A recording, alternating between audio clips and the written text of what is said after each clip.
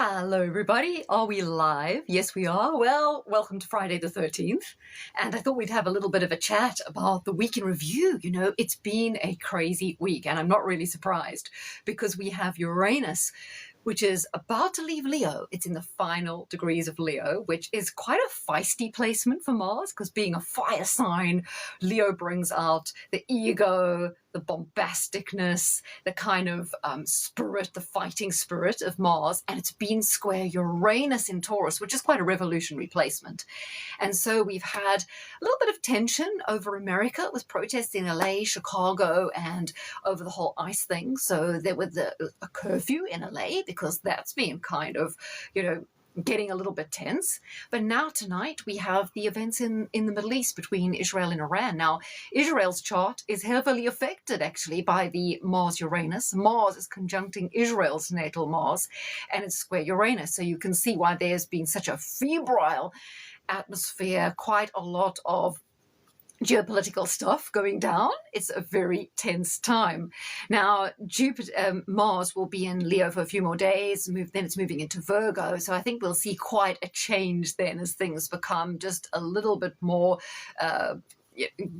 people getting their heads together, calming down, a little bit more logic, a little more George or not war. So I think this kind of hot, intense period of the summer will calm down. So I wonder how all you guys are getting on tonight. I thought we'd have a look at Friday the 13th. Now, I did have a look, and some of the information on Grok and ChatGPT was saying this whole Friday the 13th has been put in people's mind through films in Hollywood and the media. No, I don't agree, because I know my great aunt who was born 1916, and a lot of her contemporaries knew about Friday the 13th, and they wouldn't go out that day. So obviously the suspicion about Friday the 13th has been around a lot longer than Hollywood and media pushing it. So it's quite a thing. Now, I'm going to be looking, is it a thing? Is it unlucky? Why do some apartment blocks not have a floor 13? It's 12A or something. I mean, like you can literally get away with the fact it's still going to be number 13. I mean, whatever you call it, it's still going to be the 13th floor, right?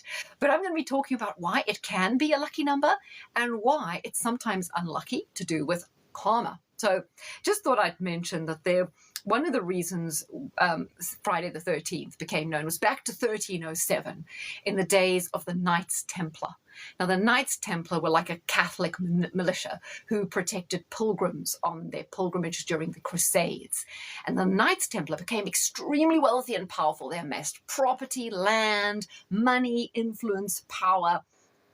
But there was some kind of animosity towards the old Knight Templar. And on Friday the 13th, in 1307, King Philip, was it 1V, so it's the fourth, right, of France, ordered the mass arrest of the Knights Templar. Hundreds of members were kind of rounded up. They were tortured into false confessions of hearsay, blasphemy, and other crimes, because they weren't seen as proper Catholics. They were seen as perhaps a bit more pagan. And many of them were executed. Now, the leader of the Knights Templar, Jacques de Molay, was like the Grand Master. He was arrested and later burned at the stake in 1314. So you can see why Friday the 13th has the symbolism of being a little bit unlucky, given what happened to these Knights Templar guys. So now, the real motive behind these arrests was more like political and fanatical. It wasn't really religious. It was probably a little bit of a money grab going on, right? Because Philip was also deeply in debt to the old Templars, so it was in his interest to get rid of them, right? So did this event create the superstition? Well, I'd say it's one of the raison d'etres that I've heard, and it certainly makes more sense than recent Hollywood stuff, because like I say, in my family, it was going back yonks, this talk about Friday the 13th. So unlucky for some, of course. I don't know if any of you guys had any particular experiences today. Another symbolism of 13 is the Last Supper. In Christianity, there were the 12 disciples and Jesus, who was the 13th, and that was the night Judas betrayed him. So we also have that theme of Friday the 13th with betrayal and an execution following that shortly afterwards. So if we look in numerology and the Chaldean numerology and we ask, what is 13 about? Well, it's a number that's associated with Uranus, the planet Uranus, which, as we know in the news today, I was just talking about the fact that Mars in Leo is square Uranus and Taurus, and that could be possibly causing all this stuff to kick off both in LA and Israel. By the way, hi Lotus Halo, hello Stephanie, and hello Marco99. Glad to see you all. Hope you enjoy the channel and subscribe. Just a message to any of you guys seeing me for the first time. I do a lot of astrology, relationship astrology, and I've got a huge repertoire on my TikTok. You know, I've done all sorts of different ones. There's talking videos, there's music videos, there's a little bit of politics, there's a little bit of history of astrology, and lots of relationships, horoscopes, current stuff going on, and it's all kind of different formats, so zhuzhes the whole thing up. Don't want to get boring and predictable, right? And I'm trying to do more lives as well, so I can connect with you guys. Hi, Gary. Yeah, so I'm just saying about the symbolism of 13. It's to do with Uranus, and it's also to do with Pluto. So it's a number associated with regeneration and change. It's not unlucky as such. In fact, in ancient times, it was actually regarded as fortuitous. It was almost like a time when you could initiate some change to empower yourself, maybe do a 180, turn that ship around, change direction. Or what it's also associated with is clearing the deck so you can have some new growth, allow new potential to come up. So it's almost like when you plow the fields, you get rid of all the weeds, or maybe you just like burn things to the ground and you start up again, right? Okay. So of course, regeneration is associated with Pluto. It's like the phoenix that rises from the flames. Change associated with Aquarius, but it's often sudden change. And I think why it's seen as unlucky is a lot of people hate change. They like a routine. They like to have their life on a track and know where they're going. But Uranus can like shake things up. And sometimes even if it's kind of for the best, it's easier to see it as threatening and horrible, and we just kind of want it to go away. So maybe that's why 13 is regarded as a little bit unlucky. Now, the ancients would say that he who understands the power of 13 will be lucky. So what is the power of 13? It's recognizing where in your life you need to change. You need to cut something out, or you need to get on a brand new track, right? Hi, Skippy. Hi, guys. And hi, Jimbo3. Okay. So in symbolism, the number 13 was associated with the skeleton or death. So it's linked to the death card in astrology, in tarot. But the death card, like, don't panic. Anyone in the death card in astrology is like really scary. But the death card is also about something dying off, so something new can come. It's like, you know, you plant flowers for the season, they die off. You plant different flowers for the new season. So death is just part of the ever-changing cycle of life that we always should be changing the record, right?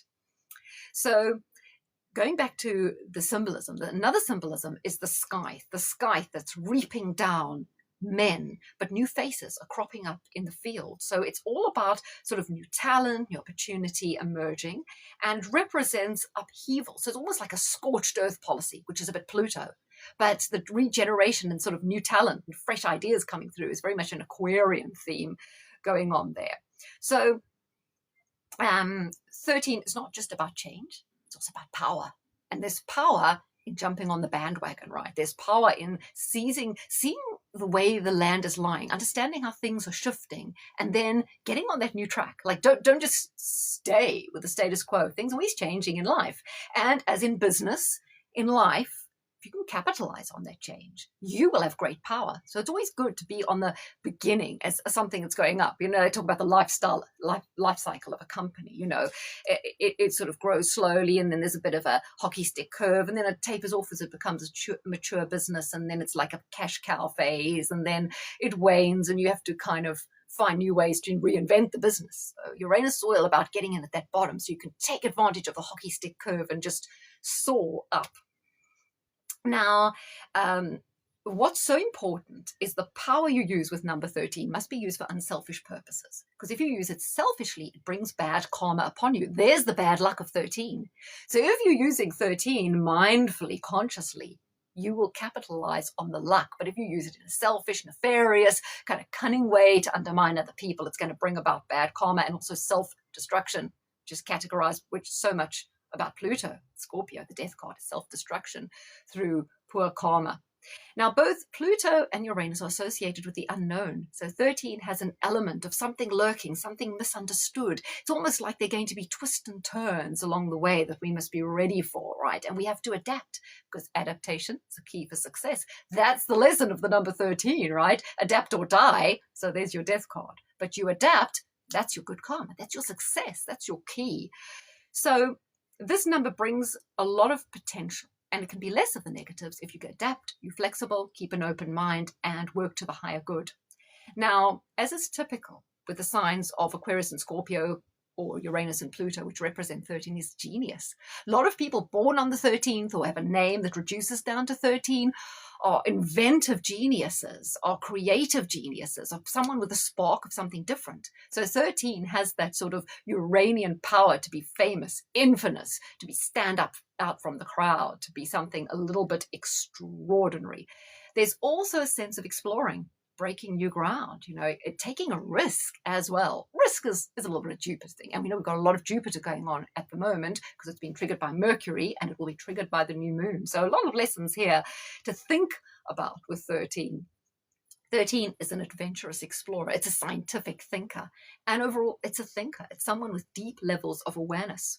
So how does 13 affect us all? Well, on Friday the 13th, I think it's a great time to think about all these potentials. And if you're born on the 13th, it's important, but there's a warning. Because if you're born on the 13th, your number reduces to a 4, 1 and 3, equaling 4. 4s and 8s clash. So if you're a 13, you need to be careful of people who are born on the 8th, on the 26th, on the 24th, the 8th, the 24th, and the 17th of the month, because those numbers all reduce to 8, and they can be tricky for you. Perhaps it's not a good idea to move into a house that's like number 8, 20, 8, 26, or any number that reduces to an 8, right? Okay, so you're always watching out for those 8s when you are a 13. And 13, of course, is also a 4, and a 4 is ruled by Uranus. So that brings again about this Uranian theme of excitement, adaptation, being a little bit out the box and a little bit eccentric. So Friday the 13th is not necessarily unlucky. It's been associated back in time with some things that led to some unpleasant consequences for certain people, sometimes people who were mavericks, like the Jesus Christ figure.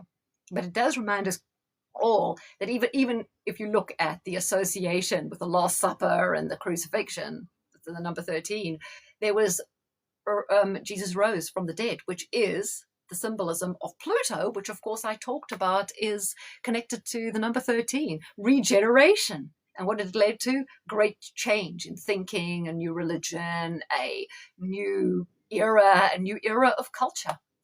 So let's think about all that on the 13th. Have a happy Friday the 13th, nearly over for those of you in Europe, totally over for those of you in Australia, and still some time to go in America. So we will also watch carefully to see if Mars, which is in Leo at that final degrees of Leo, squaring up to revolutionary Uranus in Pluto causes, Uranus in Taurus causes. Now, that also could be stock market stuff. I did see that being quite a drop on the Dow because of actions in Israel. So Uranus representing money, the stock market, aggravated by Mars in Pluto, was bound to cause a few shocks on the stock market as well. This could lead into next week, but I see after sort of Wednesday or Thursday next week, we're us going into a little bit of a calmer period, both economically and in terms of geopolitical events, protest, etc.